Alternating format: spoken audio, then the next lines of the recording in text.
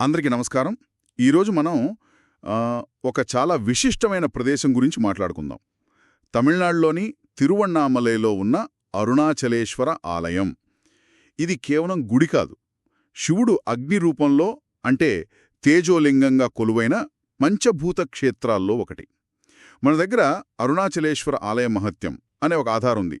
దాన్ని బట్టి ఈ ఆలయం ప్రాముఖ్యత, దాని వెనుకున్న కథ, ఆచారాలు ఇవన్నీ కొంచెం లోతుగా చూద్దాం అన్నమాట. అవును. సరే, ముందుగా అసలు ఈ ప్రదేశం ఎక్కడ ఉంది, ఎలా వెళ్ళాలి? ఇది తమిళనాడులో ఉంది కదా, తిరువణ్ణామలై పట్టణం. అవును, తిరువణ్ణామలై. హైదరాబాద్ నుండి అంటే దాదాపు 620 కిలోమీటర్లు అనుకుంటా. సుమారుగా అంతే. రోడ్డున వెళ్తే 11-12 గంటలు పడుతుందేమో. పడుతుంది. లేదా ట్రైన్లో అయితే కాట్పాడి కానీ అరక్కోణం కానీ వెళ్ళి అక్కడి నుండి మళ్ళీ బస్సో టాక్సీనో పట్టుకోవాలి. విమానంలో అయితే చెన్నై దగ్గర కదా. అవును, చెన్నై ఎయిర్పోర్ట్ నుండి ఒక 180 కిలోమీటర్లుంటుంది. ఇంత సులభంగా వెళ్లగలిగే చోటికి ఇంత పెద్ద చరిత్ర ఉండటం ఆశ్చర్యమే కదూ. దీని చరిత్ర గురించి ఏం చెబుతుంది ఆ మహాత్యం? చరిత్ర చాలా పాతది. అంటే మనకు ఆ మహత్యం ప్రకారం లభించిన ఆధారాలు చూస్తే 9వ శతాబ్దానికి ముందే ఇక్కడ శివుడిని పూజించేవారని తెలుస్తోంది. ఓ, అంత పాతదా? అవును. అయితే ఇప్పుడు మనం చూస్తున్న ఈ పెద్ద ఆలయం కాలక్రమేణా రూపుదిద్దుకుంది. ముఖ్యంగా చోళరాజులు, ఆ తర్వాత విజయనగర పాలకులు, నాయకులు బాగా విస్తరించారు. అంటే దశలవారీగా అభివృద్ధి చెందిందన్నమాట. కరెక్ట్. ఆ మహత్యంలో ముఖ్యంగా 2 రాజుల గురించి ప్రస్తావన ఉంది. 10వ శతాబ్దంలో రాజరాజ చోళుడు మరి 16వ శతాబ్దంలో శ్రీకృష్ణదేవరాయలు. శ్రీకృష్ణదేవరాయలు అంటే మనకు బాగా తెలుసు. అవును. వీళ్ళు కేవలం గుడి కట్టడమే కాదు, అక్కడ ఉత్సవాలు, దానధర్మాలు బాగా జరిపించి ఆలయ ప్రాముఖ్యతను ఇంకా పెంచారని ఆ మహత్యం చెబుతోంది. అంటే భౌతికంగానే కాదు, దాని ఆధ్యాత్మిక కీర్తిని కూడా పెంచారన్నమాట. అద్భుతం. ఇక ఆలయంలో మూలమిరాట్ అంటే ప్రధాన దైవం అరుణాచలేశ్వరుడు కదా. అవును, అరుణాచలేశ్వరుడు. ఇక్కడ శివుడు అగ్నిలింగం రూపంలో ఉంటాడని అంటారు. ఇదే ఇక్కడి అతిపెద్ద విశేషమనుకుంటా. ఖచ్చితంగా. పంచభూత స్థలాలలో ఇది అగ్ని లేదా తేజస్తత్వానికి ప్రతీక. ఆ మహత్యంలో కూడా ఈ అగ్నితత్వానికే ఎక్కువ ప్రాధాన్యత ఇచ్చారు. ఆ అగ్నితత్వానికి అక్కడ వెనుక కనిపించే ఆ కొండకు సంబంధముందంటారా? అదే అసలు విషయం. ఆ కొండనే సాక్షాత్తు శివుడిగా భావిస్తారు. అరుణాచలమంటేనే అగ్నిపర్వతం లేదా అరుణవర్ణంలో ఉండే కొండ అని అర్థం. ఆ కొండ, ఈ ఆలయం రెండూ కలిస్తేనే ఆ శక్తి. ఓ, అలాగా. అందుకేనేమో అంతమంది భక్తులంత దూరం నుండి వస్తారు ఆ శక్తిని అనుగుడించడానికి. ఇక్కడికొస్తే ఆధ్యాత్మికంగా ఏదో మార్పు వస్తుందని, ధ్యానానికి చాలా మంచిదని నమ్ముతారు గదా. నిజమే. ఆ నమ్మకాన్ని బలపరిచేలా ఉంటాయి అక్కడి ఉత్సవాలు, ఆచారాలు. ముఖ్యంగా కార్తీక దీపం. కార్తీక పౌర్ణమికి వెలిగిస్తారు గదా. అవును. ఆ సమయంలో సాధారణంగా నవంబర్, డిసెంబర్లో వస్తుంది. ఆ కొండ పైన ఒక పెద్ద అంటే బ్రహ్మాండమైన జ్యోతిని వెలిగిస్తారు. అది రాత్రంతా కనిపిస్తుంది, చాలా దూరం నుండి కూడా. అదొక అద్భుతమైన దృశ్యం. శివుడే జ్యోతిస్వరూపుడు అన్నదానికి ప్రతీకది. వింటుంటేనే చూడాలనిపిస్తుంది. ఇంకోటి గిరివలం అంటారు కదా. అవును, గిరివలం. అది చాలా ముఖ్యం. అంటే కొండ చుట్టూ నడవడం కదా. అవును.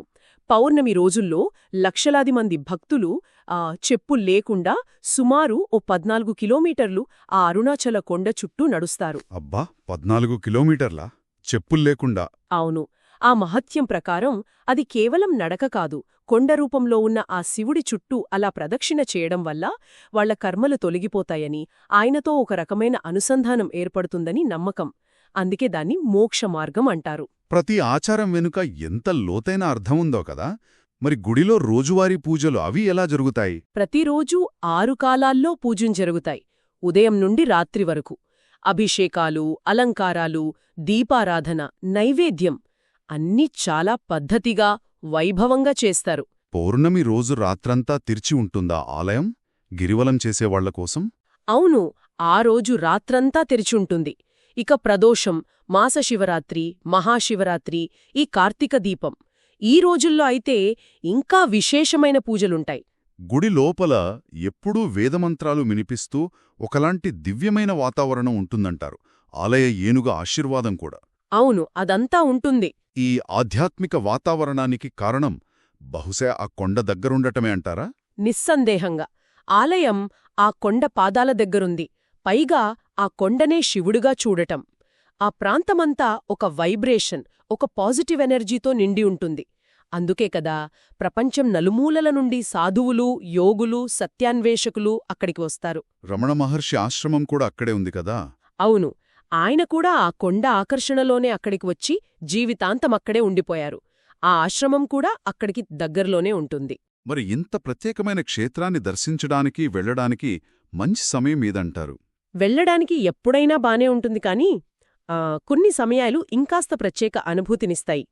కార్తీక దీపం పండుగప్పుడు వెళ్తే ఆ దీపం వెలుగు, ఆ జనసందోహం, ఆ వైభవం చూడొచ్చు. గిరివలం చెయ్యాలంటే పౌర్ణమి రోజులు. అవును. పౌర్ణమి రాత్రులు చాలా పవిత్రం. ఇక వాతావరణం గురించి చూస్తే అక్టోబర్ నుండి మార్చ్ మధ్యలో కొంచెం చల్లగా, ఆహ్లాదకరంగా ఉంటుంది. ప్రయాణానికి సులువుగా ఉంటుంది. ఆ టైంలో అక్కడ ఆధ్యాత్మిక శక్తి కూడా ఎక్కువగా ఉంటుందని కొందరంటారు. అవునా? ఇక ముగింపుగా చెప్పాలంటే ఆ మహత్యం వివరించినట్లు ఈ అరుణాచలేశ్వర ఆలయం కేవలం రాళ్ళు, గోపురాలు కాదు. అగ్నిరూపంలో ఉన్న శివుడు, చారిత్రక నేపథ్యం, కార్తీక మహాదీపం, గిరివలం లాంటి శక్తివంతమైన ఆచారాలు ఇవన్నీ కలిసి అదొక సజీవ ఆధ్యాత్మిక కేంద్రమనమాట. దైవిక శక్తికి, మనలోని పరివర్తనకు ఒక ప్రతీకాది. నిజమే. అయితే మనం ఆలోచించాల్సిన విషయం ఒకటుంది. ఈ ఆలయానికి ఇంత శక్తి కేవలం ఆ కట్టడంలోనే ఉందా? లేక దాని వెనుక ఉన్న ఆ కొండలో ఉందా? లేదా ఆ రెండిటి కలయికలో, ఆ విడదీయరాని బంధంలో ఉందా? కొండ, ఆలయం ఈ రెండిటి సమన్వయమేనా ఆ అపారమైన ఆధ్యాత్మిక శక్తికి మూలం? ఇది బహుశా ప్రతి ఒక్కరూ స్వయంగా వెళ్లి అనుభూతి చెందాల్సిన విషయమేమో. అవును, మీరు చెప్పింది ఆలోచింపజేసే విషయం. ఈ కొండకు, గుడికి ఉన్న ఈ బంధం, దాని వెనుక ఉన్న ఆధ్యాత్మిక రహస్యం నిజంగా లోతుగా తెలుసుకోవాలనే ఆసక్తిని కలిగిస్తోంది. ఈ అద్భుతమైన క్షేత్రం గురించి ఇవాళ మనం చాలా విషయాలు తెలుసుకున్నాం.